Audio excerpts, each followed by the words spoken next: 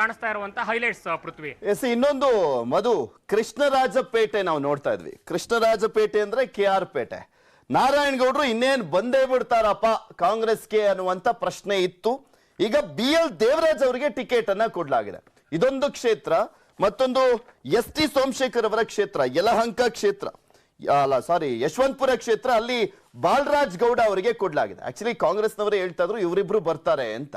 ಆದ್ರೆ ಆ ಕ್ಷೇತ್ರದಲ್ಲಿ ಟಿಕೆಟ್ ಅನೌನ್ಸ್ ಅನ್ನ ಮಾಡಿರುವಂತದನ್ನ ನೋಡಿದ್ರೆ ಇಲ್ಲಿ ಕಾಂಗ್ರೆಸ್ ಅಂದ್ರೆ ಬಂದ್ ಮಾಡಿದೆ ಅಂತ ಹೇಳ್ಬೇಕಾ ಅಥವಾ ಬಿಜೆಪಿಯವರು ಇವರನ್ನ ಮನವೊಲಿಸ್ಲಿಕ್ಕೆ ಯಶಸ್ವಿ ಆಗಿದ್ದಾರೆ ಅಂತ ನೋಡ್ಬೇಕಾ ಅಂತ. ಪೃಥ್ವಿ, ಬಹುತೇಕ ಈ ಸಚಿವರುಗಳು ಕಾಂಗ್ರೆಸ್ಗೆ ಸೇರ್ಪಡೆ ಆಗೇ ಬಿಡ್ತಾರೆ ಅನ್ನುವಂತ ಒಂದು ವಾತಾವರಣ ಇತ್ತು. ಆದ್ರೆ ಬಿಜೆಪಿಯ ಹೈಕಮಾಂಡ್ ಅಥವಾ ಬಿಜೆಪಿಯ ರಾಜ್ಯ ನಾಯಕರು ಮಾಡಿರುವಂತಹ ಪ್ರಯತ್ನದಿಂದಾಗಿ ಇವರು ಬಿಜೆಪಿಯಲ್ಲೇ ಉಳಿದಿದ್ದಾರೆ. ಜೊತೆಗೆ ಇಲ್ಲಿ ವಲಸಿಗರ ಒಂದು ಜಾಣ್ಮೆ ಕೂಡ ಕಂಡು ಬಂದಿದೆ ಅಂತ. ಅಂದ್ರೆ ಕಡೆ ಕ್ಷಣದವರೆಗೂ ಕೂಡ ನಾವು ಕಾಂಗ್ರೆಸ್ಗೆ ಬರ್ತೀವಿ ಅಂತ ಹೇಳೋ ಮೂಲಕ, ಅಂತಹ ಒಂದು ವಾತಾವರಣ ಸೃಷ್ಟಿ ಮಾಡೋ ಮೂಲಕ ಅಲ್ಲಿ ಕಾಂಗ್ರೆಸ್ ಕಡೆಯಿಂದ ಯಾವುದೇ ಪ್ರತಿಸ್ಪರ್ಧಿಗಳು ಎದುರಾಳಿಗಳು ಇಳಿದಿರುವಂತೆ ಮಾಡುವಂತ ಒಂದು ರಣತಂತ್ರ ಕೂಡ ಕಾಣಿಸ್ತಾ ಇದೆ. ಈ ಮೂಲಕ ಈಗ ನೋಡಿ, ಕಡೆ ಕ್ಷಣದವರೆಗೂ ಕೂಡ ನಿರೀಕ್ಷೆಯನ್ನು ಇಟ್ಕೊಂಡಿದ್ದಂತ ಕಾಂಗ್ರೆಸ್ ಈಗ ಕಡೆ ಕ್ಷಣದ ಲೆಕ್ಕಾಚಾರಗಳ ಆಧಾರದಲ್ಲಿ ಅಥವಾ ಅನಿವಾರ್ಯತೆಗಳ ಆಧಾರದಲ್ಲಿ ಇಲ್ಲಿ ನೋಡಿ ದೇವರಾಜ್ ಅವರು ಆಪರೇಟ್ ಆದ್ರು, ದೇವರಾಜ್ ಅವರಿಗೆ ಟಿಕೆಟ್ ಕೊಟ್ಟಿದ್ದಾರೆ.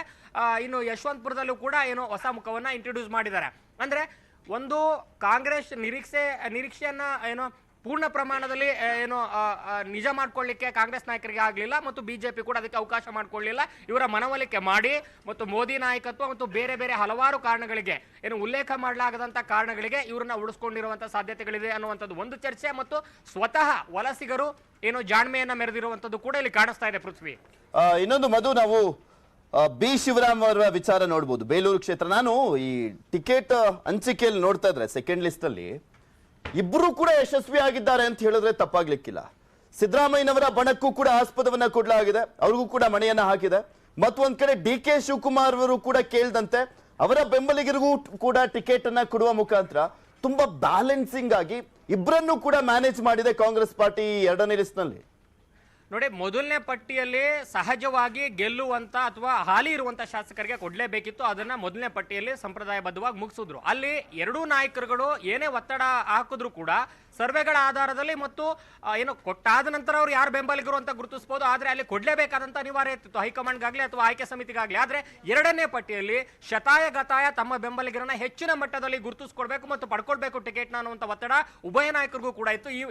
ಈ ಪ್ರಕಾರವಾಗಿ ಇಬ್ರು ಕೂಡ ದೊಡ್ಡ ಮಟ್ಟದ ಫೈಟ್ ಅನ್ನ ಮಾಡಿದ್ದಾರೆ. ಆದ್ರೆ ಇಲ್ಲೂ ಕೂಡ ಬ್ಯಾಲೆನ್ಸ್ ಮಾಡುವಂತ ಪ್ರಯತ್ನವನ್ನು ಮಾಡಿದ್ದಾರೆ. ಆದ್ರೆ ಕಿಮ್ಮನೆ ರತ್ನಾಕರ್ ಅವರಿಗೆ ಏನು ತೀರ್ಥಹಳ್ಳಿಯಲ್ಲಿ ಏನು ಟಿಕೆಟ್ ಸಿಕ್ಕಿದೆ ಅದು ಕೂಡ ಸಿದ್ದು ಅವರ ಮೇಲುಗೈ ಅಂತ ಹೇಳ್ಬೋದು. ಏನು ಸಂತೋಷ್ ಲಾಡ್ ಅವರಿಗೆ ಕಲಘಟಗಿಯಲ್ಲಿ ಸಿಕ್ಕಿರುವಂತದ್ದನ್ನ ಮೇಲುಗೈ ಅಂತ ಹೇಳ್ಬೋದು. ಈ ರೀತಿ ಪಟ್ಟಿ ಮಾಡ್ತಾ ಹೋದ್ರೆ ಸಿದ್ದರಾಮಯ್ಯ ಅವರು ಕೂಡ ಒಂದಷ್ಟು ಮಟ್ಟಿಗೆ ಏನು ಈ ಪಟ್ಟಿಯಲ್ಲಿ ಈ ಎರಡನೇ ಪಟ್ಟಿಯಲ್ಲಿ ತಮ್ಮ ಬೆಂಬಲಿಗರನ್ನ ಏನು ಪುಷ್ ಮಾಡ್ಕೊಳ್ಳಿಕ್ಕೆ ಅವಕಾಶ ಆಗಿದೆ. ಇನ್ನು ಏನು 60ಕ್ಕೂ ಹೆಚ್ಚು ಸ್ಥಾನಗಳನ್ನ ಇವತ್ತೇ ಘೋಷಣೆ ಮಾಡ್ತಾರೆ ಅಂತ ಏನು, ಇನ್ನು ಬರೀ 42 ಮಾತ್ರ ಏನು ಘೋಷಣೆ ಆಗಿದೆ. ಇದನ್ನ ನೋಡಿದ್ರೆ ಉಳಿದ ಏನು ಕ್ಷೇತ್ರಗಳು ಏನಿದಾವೆ ಆ ಕ್ಷೇತ್ರಗಳಲ್ಲಿ ದೊಡ್ಡ ಮಟ್ಟದ 2-3 ಹೆಸರುಗಳ ತೀವ್ರವಾದ ಪೈಪೋಟಿ ಇದೆ. ಮತ್ತು ಇಲ್ಲಿ ನಾಯಕರುಗಳ ದೊಡ್ಡ ಮಟ್ಟದ ಒಂದು ಏನು ಒತ್ತಡ ಮತ್ತು ಪೈಪೋಟಿ ಬಣರಾಜಕೀಯ ಕಾಣಿಸ್ತಾ ಇದೆ. ಆ ಕಾರಣಕ್ಕೆ ಈ ಒಂದು ಏನು ಉಳಿದ ಕ್ಷೇತ್ರಗಳನ್ನ ಕಗ್ಗಂಟಾಗಿ ಪರಿಣಮಿಸಿರೋದ್ರಿಂದ ಅದನ್ನ ಲಿಸ್ಟ್ ಔಟ್ ಮಾಡ್ಲಿಕ್ಕೆ ಸಾಧ್ಯ ಆಗಿಲ್ವೇನೋ ಅಂತ ಅನಿಸ್ತಾ ಇದೆ ಪೃಥ್ವಿ. ಇನ್ನೊಂದು ವಿಚಾರ ನಾವು ನೋಡೋದಾದ್ರೆ ಮಂಜು ಅವರು ಅರಕಗಳೂರು ಕ್ಷೇತ್ರದಿಂದ ಕಾಂಗ್ರೆಸ್ ನಿಂದ ಟಿಕೆಟ್ ಅನ್ನ ಬಯಸಿದ್ರು. ಆಕ್ಚುಲಿ ಅವರಿಗೆ ಕೊಡಕ್ ಆಗೋದಿಲ್ಲ ಅನ್ನುವ ಕಾರಣಕ್ಕೋಸ್ಕರನೇ ಅವ್ರಿಗೆ ಸಿಗೋದಿಲ್ಲ ಅನ್ನುವಂತ ಕನ್ಫರ್ಮ್ ಸಿಕ್ಕಾದ ಮೇಲೆನೆ ಅವರು JDS ಪಾರ್ಟಿಗೆ ಹೋಗಿದ್ದು. JDS ಇಂದ ಆಲ್ಮೋಸ್ಟ್ ಅವರಿಗೆ ಟಿಕೆಟ್ ಪಕ್ಕ ಆಗಿದೆ. ಅವರ ಮಗ ಇದಾರಲ್ಲ, ಮಡಿಕೇರಿಯಿಂದ ನಿಂತ್ಕೊಳ್ಳಾಗ್ತದೆ ಮಂತರ್ಗೌಡ ಅವರಿಗೆ ಮಡಿಕೇರಿಯಲ್ಲಿ ಟಿಕೆಟ್ ಅನ್ನ ಕೊಡ್ಲಾಗಿದೆ.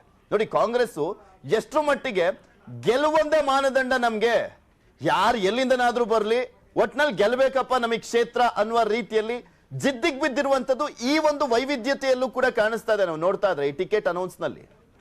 ಎಕ್ಸಾಕ್ಟ್ಲಿ ಪೃಥ್ವಿಗ ನೋಡಿ, ಕಳೆದ 1 ವರ್ಷದಿಂದ ಸಿದ್ದರಾಮಯ್ಯ ಅಥವಾ ಏನೋ ಬೇರೆ ಯಾವುದೇ ನಾಯಕರುಗಳು ವಲಸಿಗರಿಗೆ ಅಥವಾ ಪಕ್ಷಕ್ಕೆ ದ್ರೋಹ ಮಾಡೋದವರಿಗೆ, ಬೆನ್ನಿಗೆ ಚೂರಿ ಹಾಕುವುದವರಿಗೆ ಯಾವುದೇ ಸ್ಥಾನಮಾನದ ಏನು ಅವಕಾಶಗಳನ್ನು ಕೊಡುವಂತ ಸಾಧ್ಯತೆ ಇಲ್ಲ ಕಡಖಂಡಿತವಾಗಿ ಅಂತ ಹೇಳ್ತಾ ಇದ್ರು. ಆದ್ರೆ ಕಳೆದ 3 ಮತ್ತು 6 ತಿಂಗಳಿಂದ ಈಚೆಗೆ ಏನು ವಾತಾವರಣ ಬದಲಾಯಿತು. DK ಶಿವಕುಮಾರ್ ನಿರಂತರವಾಗಿ ಎಲ್ಲರಿಗೂ ಬಾಗಲ್ ತೆರೆದಿದೆ, ಓಪನ್ ಇದೆ, ಬರೋಂಥವ್ರು ಬರ್ಬೋದು ಅನ್ನೋಂಥ ಮಾತನ್ನ ಹೇಳ್ತಾ ಬಂದ್ರು. ಜೊತೆಗೆ ಸಿದ್ದರಾಮಯ್ಯ ಕೂಡ ಇದೇ ಮಾತನ್ನ ಹೇಳ್ತಾ ಬಂತು. ಅಂದ್ರೆ ಈ ಹಂತದಲ್ಲಿ ಗೆಲುವಂದೇ ಅನಿವಾರ್ಯ ಆಗಿರೋದ್ರಿಂದ ಎಲ್ಲೆಲ್ಲಿ ಯಾವ್ಯಾವ ಸಾಧ್ಯತೆಗಳನ್ನ ಮಾಡಬೇಕು ಎಲ್ಲಾ ಸಾಧ್ಯತೆಗಳಿಗೂ ಕೂಡ ಮುಕ್ತವಾಗಿದ್ದೀವಿ ಅನ್ನುವಂಥ ಸಂದೇಶವನ್ನ ಈ ಎರಡೂ ಪಟ್ಟಿಯಲ್ಲಿ ಕಾಣಿಸ್ತಾ ಇದೆ. ಮತ್ತು ಮಂತರ್ಗೌಡ ಅವರು ಕೊಟ್ಟಿರೋದು ಕೂಡ ಏನು ಕಳೆದ ಸಲವೇ ಏನು ಮಂಜು ಕಾಂಗ್ರೆಸ್ಗೆ ವಾಪಸ್ ಆಗ್ಬಿಡ್ತಾರೆ ಅನ್ನುವಂಥ ಒಂದು ಚರ್ಚೆ ನಡೆದಿತ್ತು. DK ಶಿವಕುಮಾರ್ ಅವ್ರ ಜೊತೆ ಏನೋ ಅತ್ಯಂತ ಆತ್ಮೀಯವಾದಂತಹ ಸಂಬಂಧವನ್ನ ಈಗಲೂ ಕೂಡ ಇಟ್ಕೊಂಡಿದ್ರೆ. ಆದ್ರೆ ಮಂಜು ಅವ್ರ ವಿಚಾರದಲ್ಲಿ ಪರ್ಟಿಕ್ಯುಲರ್ ಆಗಿ ಸಿದ್ದರಾಮಯ್ಯ ಅವರಿಗೆ ಸಿಕ್ಕಾಪಟ್ಟೆ ಅಸಮಾಧಾನ ಇದೆ ಅನ್ನುವಂಥದ್ದು ದೊಡ್ಡ ಮಟ್ಟದಲ್ಲಿ ಚರ್ಚೆ ಆಗಿರುವಂಥದ್ದು. ಹೀಗಾಗಿ ಎಲ್ಲೋ ಒಂದ್ ಕಡೆ ಮಂಜು ಅವರು ವಾಪಸ್ ಬರ್ಲಿಕ್ಕಾಗಿಲ್ಲ ಮತ್ತು ಅವ್ರದೇ ಆದಂತ ಕೆಲವು ವೈಯಕ್ತಿಕ ಕಾರಣಗಳಿಗೆ ಅಲ್ಲಿ ಪ್ರಜ್ವಲ್ ರೇವಣ್ಣ ಅವರ ಜೊತೆ ಏನು ಕಾನೂನು ಸಮರ ಇವೆಲ್ಲ ಇರೋದ್ರಿಂದ ಅಲ್ಲಾಗಿರುವಂತ ಕೆಲವು ಹೊಂದಾಣಿಕೆಗಳಿಂದ ಅವರು ಅರ್ಕಲ್ಗೂಡು ಟಿಕೆಟ್ ಅನ್ನ ಏನು ಪಡ್ಕೊಳ್ಳುವಲ್ಲಿ ಯಶಸ್ವಿ ಆಗಿರೋದು ಮತ್ತು ಇಲ್ಲಿ ಎ.ಟಿ. ರಾಮಸ್ವಾಮಿ ಅವರ ಆಗಮನ ಆಗ್ತಿದ್ದಂತ ಸಂದರ್ಭದಲ್ಲಿ ಏನು ಆವತ್ತಿನ ಪರಿಸ್ಥಿತಿಯಲ್ಲಿ ಬೇರೆ ಇದ್ದಿದ್ದವರು ಬಿಜೆಪಿಗೆ ಸೇರೋವರೆಗೂ ಕೂಡ ಏನು ಅಲ್ಲಿದ್ದಂತ ಒಂದು ಚಿತ್ರಣವೇ ಬೇರೆ. ಹೀಗಾಗಿ ಮಂಜು ಅವರ ಒಂದು ಏನು ಕಾಂಗ್ರೆಸ್ ಸಖ್ಯ ಅಷ್ಟಾಗಲಿಲ್ಲ, ಆದ್ರೆ ಮಗನ ಸಖ್ಯ ಈಗಾಗಲೇ ಪರಿಷತ್ ಚುನಾವಣೆಯಲ್ಲಿ ಗುರುತಿಸಿಕೊಂಡಿರೋದ್ರಿಂದ ಅದು ಎಕ್ಸ್ಟೆಂಡ್ ಆಗಿದೆ.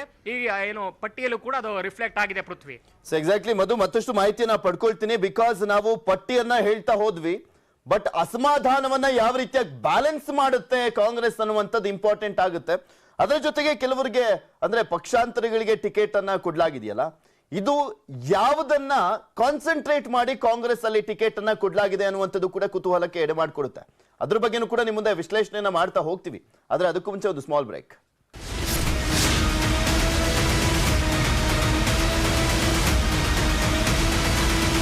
ಯುವ ಉತ್ಸಾಹದ